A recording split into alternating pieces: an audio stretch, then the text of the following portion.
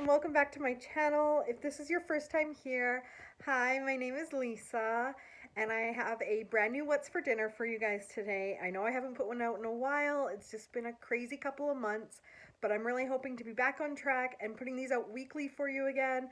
So if you like What's for Dinners, grocery hauls, baking videos, stuff like that, please give my channel a subscribe and like this video. Now let's get into the 3 delicious meals I'm sharing with you this week.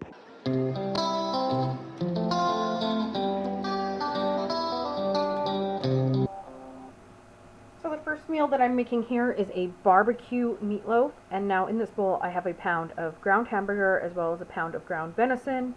Obviously you could just use whatever meats you like in your meatloaf. I'm adding breadcrumbs, some milk, some eggs, a bunch of barbecue flavored seasonings, so I have a beef rub, and then some Worcestershire sauce. I'm also frying up some bacon and onions here that I'm going to be putting into the actual meatloaf. And I'm not going to drain the fat off of that. I'm not going to add whatever stays in the pan, but I'm also not going to drain it. It's just going to add more flavor, and venison is so lean, and the hamburger that I'm using is very lean as well. So that's just going to add that little bit of extra fat to the meat mixture. I'm also going to add some barbecue sauce at this point. And I just used the Sweet Baby Ray's barbecue sauce. I believe this might have been the hickory and brown sugar one. It's usually what I have in the fridge. And then I'm just going to shape this into a loaf on a couple pieces of tin foil that I've put together and made like a little lip around it. You do got to get in there with your hands sometimes and just make sure it's nicely mixed together. This is going to go out on my Traeger grill. You can also cook this in the oven if you don't have a Traeger or you don't want to barbecue in the winter like I do. I do baste it with a bit of barbecue sauce on and off while it's cooking. But this goes on the Traeger until it reaches the internal temperature that your ground beef should be. I can't think of what it is off the top of my head. 165 maybe, 155, somewhere around there. Please check before you go off that. Next we're cutting up some potatoes, and I'm drizzling some olive oil on there. And then I'm going to add some of that barbecue seasoning as well as a bunch of other seasonings, whatever you like on your potatoes. I always do garlic powder, lots of salt, because they can really take that. And then I'm going to roast that up together.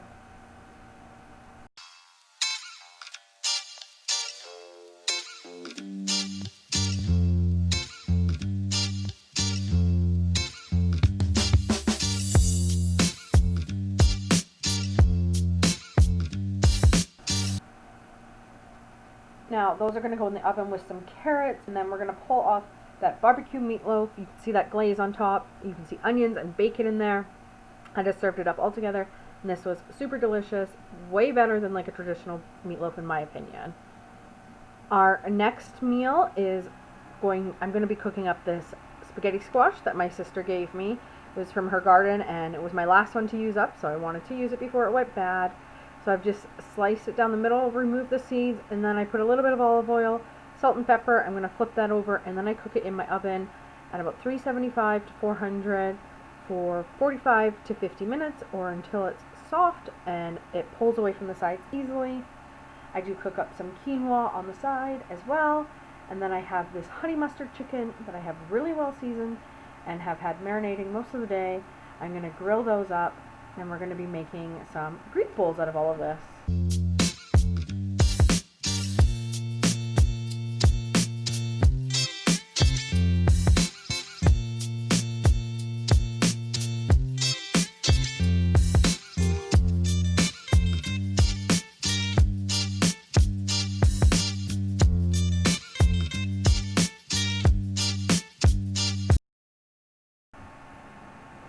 So here I'm just cutting up some cucumbers for my bowls. I also have peppers and tomatoes that I have in a bowl off to the side already.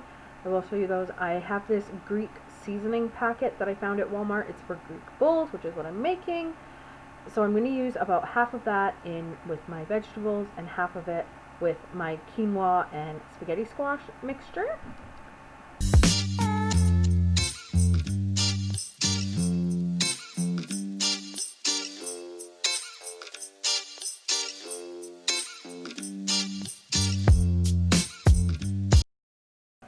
Of course, if you don't have this seasoning pack, you can use any Greek seasoning that you have.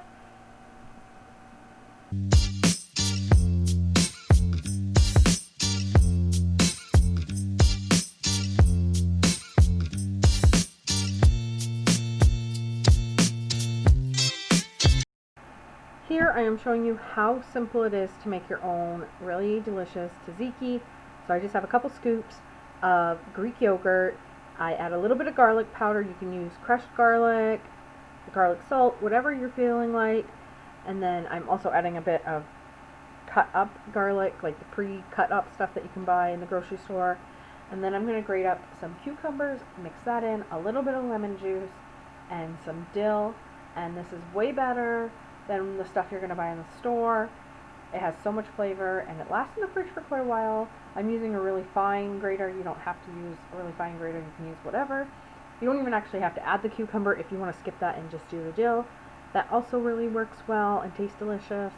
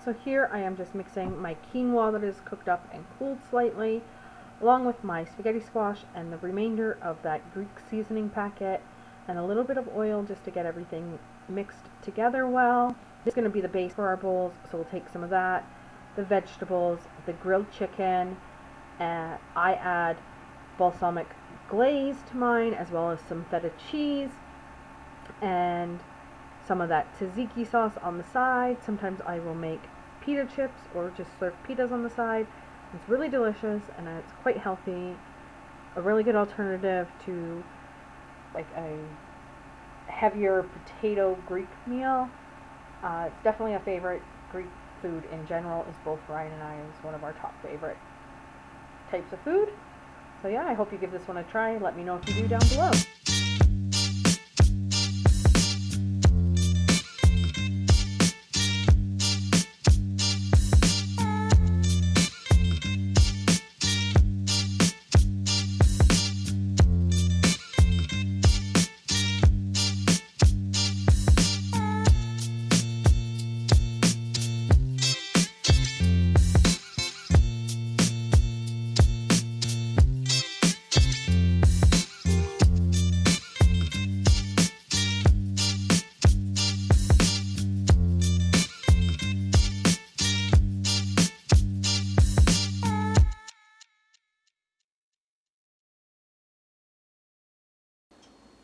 Tonight I'm going to share a really simple meal with you guys.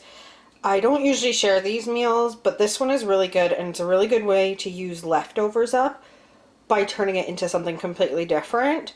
I am making an enchilada casserole. So in this container here, I've got leftover quinoa and spaghetti squash that I made the other night. And then in this container is a roast chicken that was left over. And that's it for leftovers. Those are what I'm using up.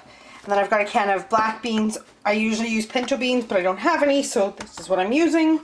A can of red enchilada sauce. You can use red or green. A can of Rotel. I just got the original one. And then I just cut up a yellow onion and a yellow pepper. And then I have some shredded cheese back here. So let's throw this all together and I'll show you how simple this meal is. So now I've just put my pepper and onion into a 9x13 baking dish and opened up all my cans. So we're going to start assembling this meal together. So I've got this quinoa and spaghetti squash. We're going to add our black beans, that I drained and rinsed. My whole can of Rotel. Give that a mix around. Now you could definitely just leave it like this. Or sorry, if you added your seasoning and then left it like this. I am going to add some chicken because I have some left over. But this is a really great vegetarian choice. It's actually vegan at this point. I think Rotel is vegan. And I'm going to kind of rip some pieces that you're going to see are a little bit pink. It's not that they're undercooked, it's actually smoke. Brian made this on the Traeger the other night. I don't have video footage of it because it was just one of those nights where that didn't happen. So I've got thigh and breast in here. I'm going to use a mixture of both. I want a good amount of chicken in this.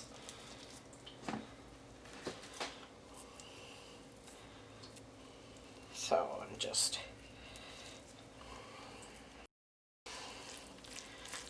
the chicken all mixed in.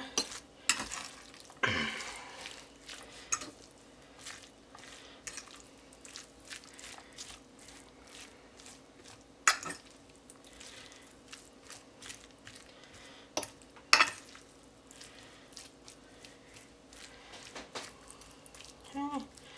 That's looking plenty. Now I'm going to add probably about half of this can of the enchilada sauce and just see where that gets me. And then if I need more, I'll add more, but I don't want it to be too soupy.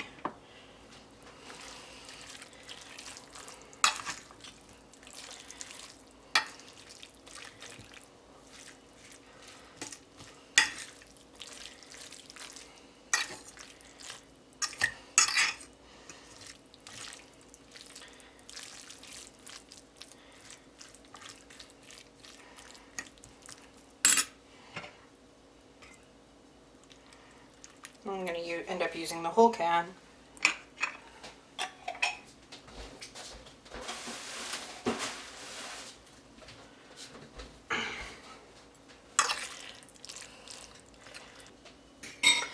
And then we're just going to top it with some of this shredded cheese. This is just a blend of mozzarella and cheddar. And I'm not going to do too much.